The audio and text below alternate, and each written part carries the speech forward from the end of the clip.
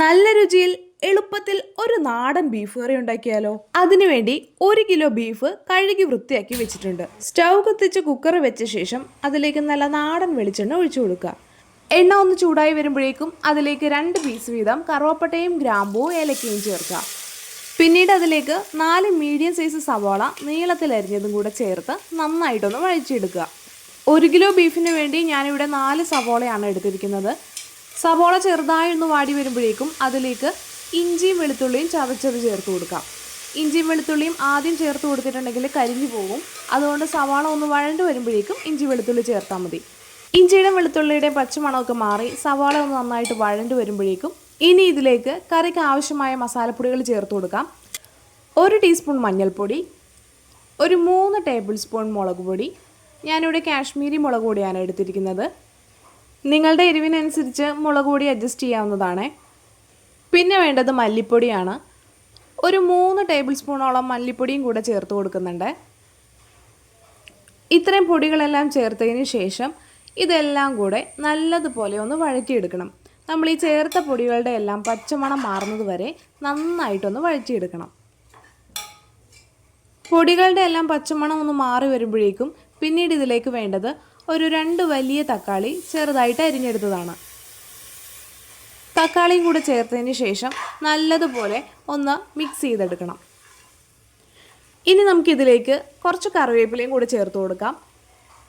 കറിവേപ്പിലയും കൂടെ ചേർത്ത് നല്ലതുപോലെ ഒന്ന് വഴറ്റിയെടുക്കാം. ഇനി നമ്മൾ നേരത്തെ കഴുകി വൃത്തിയാക്കി വെച്ചിരിക്കുന്ന ബീഫ് ഇതിലേക്ക് ഇട്ട് കൊടുക്കാം. ബീഫിന് ആവശ്യമായിട്ടുള്ള കുറച്ച് ഉപ്പും കൂടെ ചേർത്തിട്ട് ഇതെല്ലാം കൂടെ നല്ലതുപോലെ ഇളക്കി മിക്സ് ചെയ്യണം. ഈ മസാലയും സവാള വഴണ്ടതും എല്ലാം കൂടെ ഈ ബീഫിലേക്ക് നല്ലതുപോലെ പിടിക്കുന്നത് വരെ നന്നായിട്ടൊന്ന് മിക്സ് ചെയ്തെടുക്കാം. ഇനി ഇതിലേക്ക് 1/2 ടീസ്പൂൺ ഗരം മസാല, 1/2 ടീസ്പൂൺ കുരുമുളക് പൊടിയും കൂടെ ചേർത്ത് നല്ലതുപോലെ മിക്സ് ചെയ്തെടുക്കാം. ഇനി ഇതിലേക്ക് ഒരു 1/4 കപ്പ് ചൂടുവെള്ളം കൂടെ ചേർത്ത് കൊടുക്കാം. 1/4 കപ്പ് വെള്ളം മാത്രം ചേർത്താൽ മതി. അത് നല്ല ചൂടുവെള്ളം തന്നെ ചേർക്കണേ. ഇറച്ചി വെന്ത് വരുമ്പോഴേക്കും അതിൽ നിന്ന് കുറച്ച് വെള്ളം കൂടെ ഇറങ്ങി വരും. ഇനി കുക്കർ നല്ലതുപോലെ അടച്ചതിന് ശേഷം മീഡിയം ഫ്ലെയിമിൽ ഒരു 5 വിസിൽ വരുന്നത് വരെ നല്ലതുപോലെ ഈ ബീഫ് ഒന്ന് വേവിച്ചെടുക്കണം. ആവിയൊക്കെ കളഞ്ഞതിന് ശേഷം നമുക്ക് കുക്കർ ഒന്ന് തുറന്ന് നോക്കാം. ബീഫിൻ്റെ വേവ് പാകമായോ എന്ന് നോക്കണം.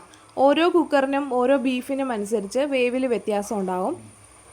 അത്യാവശ്യം നല്ല ചാറോടുകൂടി ഇപ്പോൾ നമ്മുടെ ബീഫെല്ലാം നല്ലതുപോലെ വെന്ത് വന്നിട്ടുണ്ട്. ഇനി ഇതിലേക്ക് താളിച്ചൊഴിക്കുന്നതിന് വേണ്ടി ഒരു ചട്ടി അടുപ്പത്ത് വെച്ചതിന് ശേഷം അതിലേക്ക് കുറച്ച് വെളിച്ചെണ്ണ ഒഴിച്ച് കൊടുക്കാം. പിന്നീട് അതിലേക്ക് പച്ചമുളക്, കറിവേപ്പില, ചെറിയുള്ളി അരിഞ്ഞതും കൂടെ ചേർത്ത് നല്ലതുപോലെ ഒന്ന് വഴറ്റിയെടുക്കാം. ഇതെല്ലാം ഒരു ബ്രൗൺ കളറായി വരുമ്പോഴേക്കും നമ്മൾ നേരത്തെ വേവിച്ച് വെച്ചിരിക്കുന്ന ബീഫ് ഇതിലേക്ക് ചേർത്ത് നല്ലതുപോലെ ഇളക്കിയെടുക്കാം.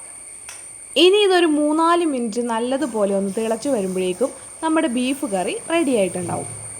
നമ്മൾ ഈ ഒരു രീതിയിൽ ബീഫ് കറി ഉണ്ടാക്കുമ്പോൾ കഷ്ണത്തിലേക്കൊക്കെ മസാല നല്ലതുപോലെ പിടിച്ച് നല്ല ടേസ്റ്റി ആയിട്ടായിരിക്കും കേട്ടോ കിട്ടുക. വളരെ എളുപ്പത്തിൽ വളരെ ടേസ്റ്റോട് കൂടിയ ഈ ബീഫ് കറി ചോറിൻ്റെയും പൊറോട്ടയുടെയും ഒക്കെ കൂടെ കഴിക്കാം. അപ്പോൾ നിങ്ങളിതൊന്ന് ട്രൈ ചെയ്ത് നോക്കണേ.